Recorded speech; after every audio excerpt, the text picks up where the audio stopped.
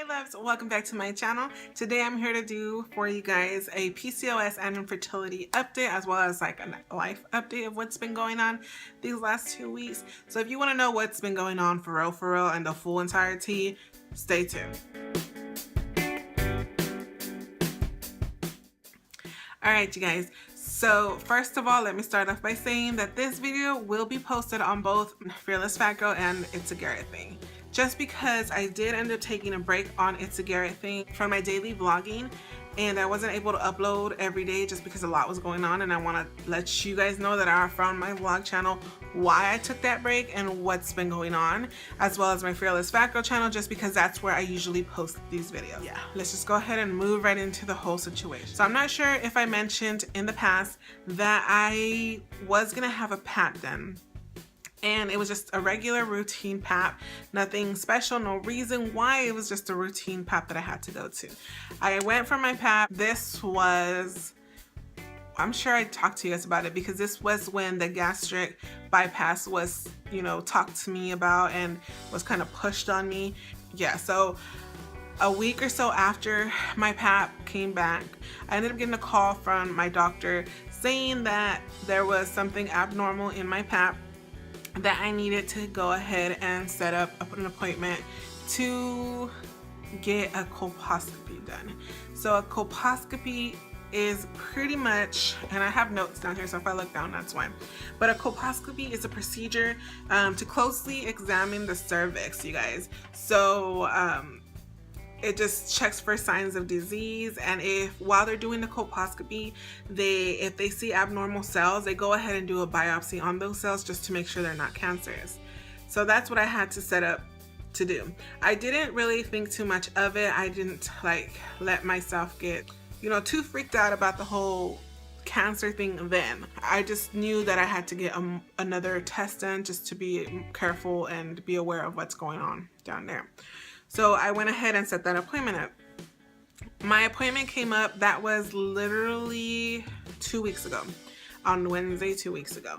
And so for my colposcopy, my husband was not able to go with me. He did have to work and he wasn't able to get the days off. So I was already a little bit stressed about that. My mom was able to go with me, which was good because she just really, I just needed that comfort from somebody, and I'm glad she was there with me. So she went with me. So at my appointment, I walked in. I just kind of want to tell you guys how the procedure went. So I walked in and talked to my doctor. She kind of let me know what's going on. She explained the procedure to me again, that it was a little camera that was going to be inserted that was going to just take a closer look to see if there was cells growing, if there were really the cells that were growing on the cervix and the uterus, and if for any reason they were cells that were growing on the uterus, that she was going to be having to do a biopsy on those cells just to make sure they weren't cancerous. So before she started the procedure, I kind of just asked questions. One of my main questions is always talking about infertility and just what if. I always go to the what ifs.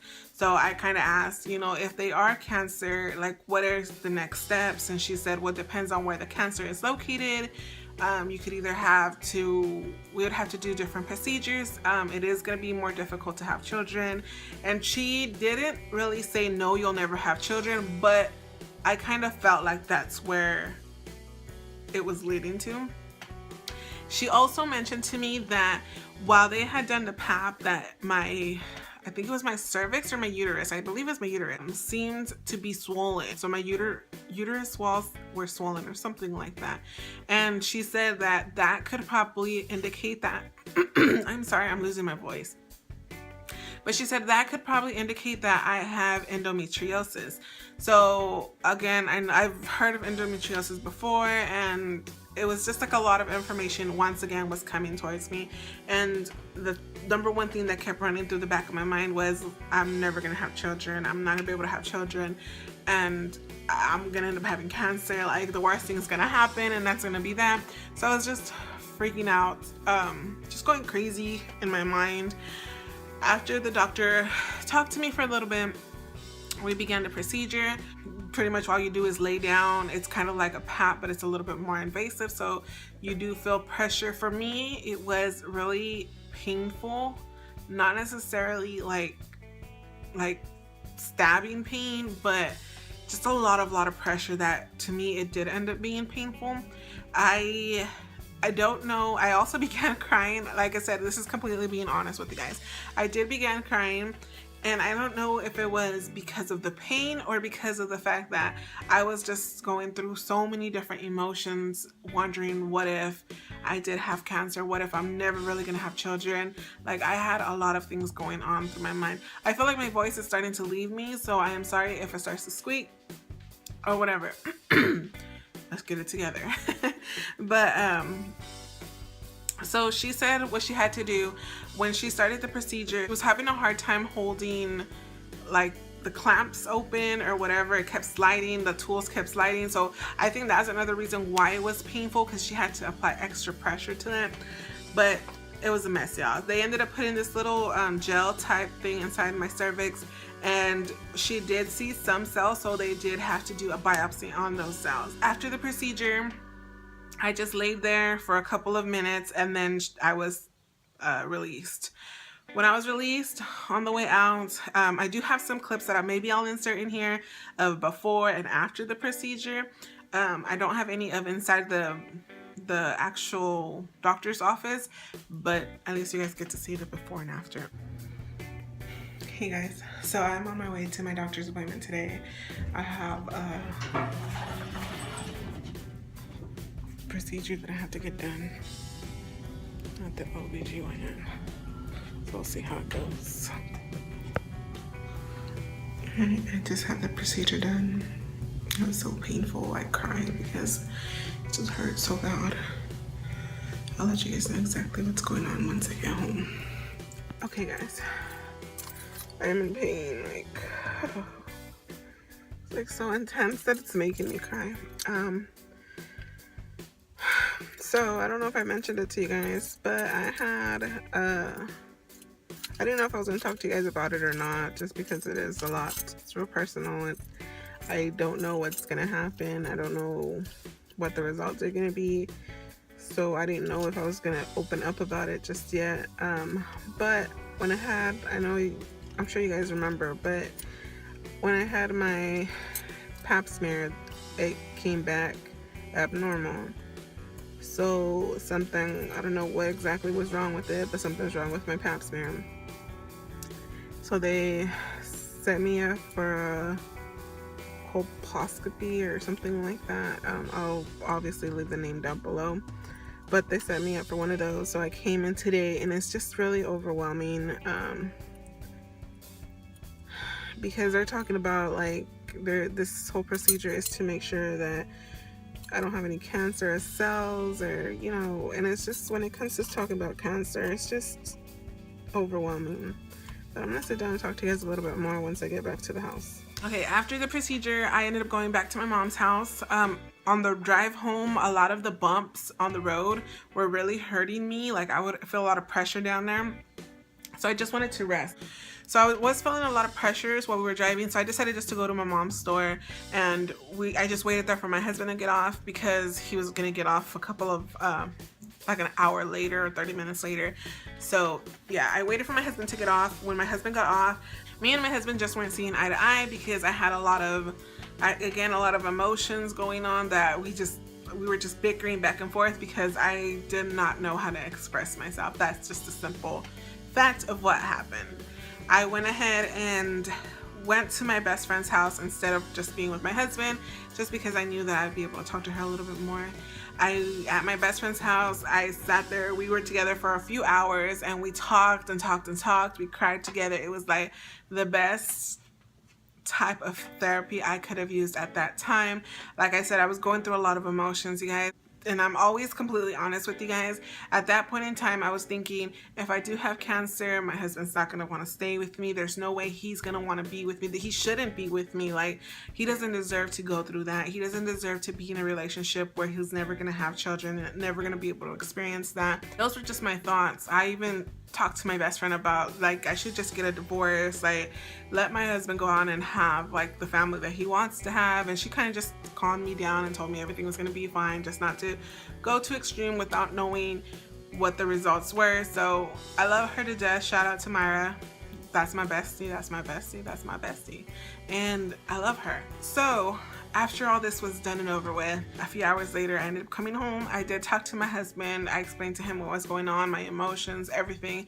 And he reassured me that, you know, he's going to be with me and I love him and I'm so blessed to have him, that, you know, he's going to be my ride or die pretty much. So that just kind of like made my heart feel so much better to know that he's going to be there with me every step of the way and that he appreciates, that he loves me pretty much. So that was that. Moving on to the results.